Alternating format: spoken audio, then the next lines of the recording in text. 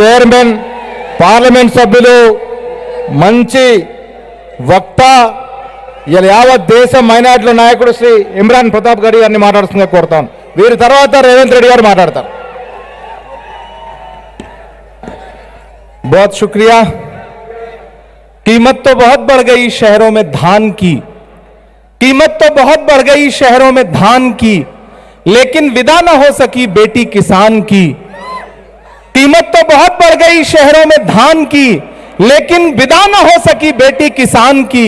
मौका मिला तो लोगों ने कुर्सी के वास्ते तस्वीर ही बिगाड़ दी हिंदुस्तान की। कामारेड्डी की यह सरजमीन और मेरी आंखों के सामने हजारों की तादाद में मौजूद कामारेड्डी के नौजवान, बुजुर्ग, माएं, बहनें, मैं हिंदी उर्दू में बात करने की कोशिश कर रहा हूं। 3-4 मिनट आपके सामने हूं। समझ में आ रहा है कि नहीं समझ में आ रहा है? समझ में आ रहा है ना? तो मुझे बताइएगा कि समझ में आ रहा है। इधर जो बाईं तरफ लोग बैठे हैं, इधर जो सामने साथी खड़े हैं।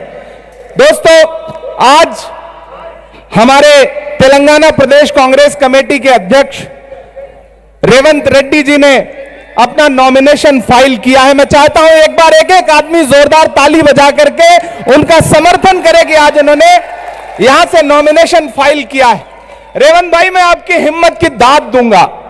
आपने जिस दिन से यह बीड़ा उठाया कि तेलंगाना को केसीआर से मुक्त कराना है, आजाद कराना है, उस दिन से आप अपने मिशन पर लगे। और जब केसीआर ने यह कहा कि हम कामारेड्डी जा रहे हैं, तो कोई दूसरा नेता होता तो कहता ठीक है जाओ, हम अपनी सेफ सीट ले लड़ रहे हैं। लेकिन मर्दानगी इसको कहते हैं कि आपने केसीआर से कहा कि अगर कामारेड्डी जाओगे तो हम कामारेड्डी तक तुम्हारा पीछा करेंगे, तुमको छोड़ेंगे नहीं, तुमको हरा करके वापस भेजेंगे। मैं आपकी इस मर्दानगी की दाद देता हूं। राह में खतरे भी हैं, लेकिन ठहरता कौन है? मौत कल आती है, आज आ जाए डरता कौन है? राह में खतरे भी हैं, लेकिन ठहरता कौन है?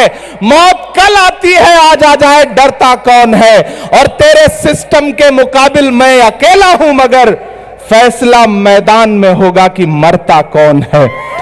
कामारेड्डी वालों, आज का ये ओबीसी डिक्लेरेशन सिर्फ एक प्रोग्राम नहीं है, एक इतिहास लिखने का दिन है। क्योंकि कामारेड्डी से जो आवाज उठेगी वो पूरे तेलंगाना पे छा जाएगी। इसको याद रखिएगा। आप जब 30 तारीख को ईवीएम का बटन दबाने जाएंगे तो सिर्फ एक एमएलए नहीं चुनेंगे, आप तेलंगाना का भविष्य चुनेंगे, तेलंगाना का मुस्तकबिल चुनेंगे। और मैं तो यहां बैठ करके सोच रहा था कि ये जो केसीआर है, ये मोदी जी का यार है। याद रखिएगा, ये जो केसीआर है, ये मोदी जी का यार है। मैं तो केसीआर से पूछना चाहता हूं कि केसीआर साहब बताइए, आप अपने बेटे को चीफ मिनिस्टर बनाने के लिए प्रधानमंत्री के पास नहीं गए थे, मोदी के पास नहीं गए थे? गए थे। मोदी ने अपने भाषण में यह बात कही है। और सिर्फ मैं तो अकलियत के साथियों से कहना चाहता हूं, और सिर्फ कामारेड्डी के अकलियत के साथियों से नहीं, बल्कि पूरे तेलंगाना के अकलियत के साथियों से कहना चाहता हूं कि मेरे भाई तेलंगाना वालों, हैदराबाद वालों, कामारेड्डी वालों, निजामाबाद वालों, तेलंगाना का जो इलेक्शन है वो सिर्फ असेंबली का इलेक्शन नहीं है, ये 2024 का सेमीफाइनल है।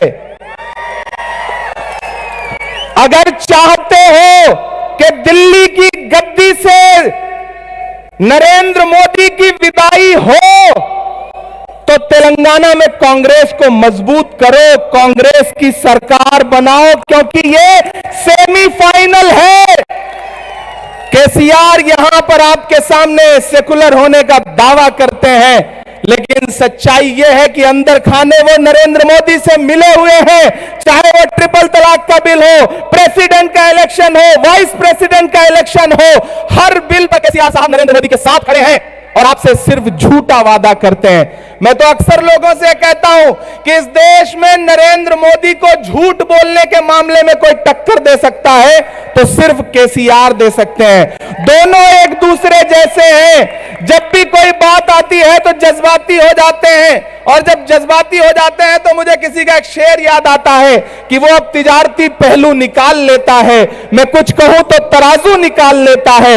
मैं इसलिए भी तेरे फन की कद्र करता हूं, तू झूठ बोल के आंसू निकाल लेता है। ये खूबी नरेंद्र मोदी में भी है, ये खूबी केसीआर साहब में भी है। लेकिन रेवंत रेड्डी साहब, मैं आपको सैल्यूट करता हूं, दिल्ली से आकर के सैल्यूट करता हूं। माइनॉरिटी डिपार्टमेंट के नेशनल चेयरमैन की हैसियत से खड़ा होकर के यहां कह रहा हूं कि जो माइनॉरिटी के अकलियतों के वोटों के ठेकेदार हैं, उन्हें समझ में आ गया है कि इस बार तेलंगाना का अकलियत, कल माइनॉरिटी डिक्लेरेशन हुआ, जिस तरह से माइनॉरिटी की स्कीम्स का ऐलान किया है कांग्रेस पार्टी ने रेवंत जी की अगुवाई में, पूरे सूबे के अकलियतों से मैं कहना चाहता हूं कि एकजुट हो जाइए, कांग्रेस के साथ खड़े हो जाइए। और वो जो आपको समझाने आए कि कांग्रेस क्या देती है अकलियतों को, तो उनसे कह दीजिएगा कि वो कांग्रेस पार्टी ही है जिसने डॉक्टर जाकिर हुसैन को इस देश का राष्ट्रपति बनाया। वो कांग्रेस ही है जिसने फखरुद्दीन अली अहमद को इस देश का राष्ट्रपति बनाया। वो कांग्रेस ही है जिसने मौलाना अबुल कलाम आजाद साहब को इस देश का पहला एजुकेशन मिनिस्टर बनाया। वो कांग्रेस पार्टी ही है जिसने रफी अहमद किदवई साहब को इस देश का एग्रीकल्चर मिनिस्टर बनाया। वो कांग्रेस पार्टी है जिसने सैयदा अनवर तैमूर को असम का मुख्यमंत्री बनाया। वो कांग्रेस पार्टी ही है जिसने बरकतुल्लाह साहब को राजस्थान का मुख्यमंत्री बनाया। वो कांग्रेस पार्टी ही है जिसने अब्दुल गफूर साहब को बिहार का मुख्यमंत्री बनाया। वो कांग्रेस पार्टी ही है जिसने अब्दुल रहमान अंतुले साहब को महाराष्ट्र का मुख्यमंत्री बनाया। जो अकलियतों से कहे कि अकलियतों को कांग्रेस ने क्या दिया है, उन्हें जवाब दे देना। आप मुझे मेरी शायरी के हवाले से जानते हैं, पहचानते हैं, मुझसे मोहब्बत करते हैं। मैं अपना दामन फैला करके आपके सामने खड़ा हूं। शब्बीर भाई इस बात के गवाह हैं, तमाम बाकी साथी इस बात के गवाह हैं कि कामारेड्डी वालों, जो दिलेरी रेवंत ने दिखाई है, उस दमदार आदमी के साथ खड़े हो जाओ। ये इंसान तेलंगाना का मुस्तकबिल बदल के रख देगा। मैं तो वहां बैठे बैठे सोच रहा था कि केसीआर, आपकी राजनीति का अंत रेवंत रेवंत रेवंत। बहुत शुक्रिया।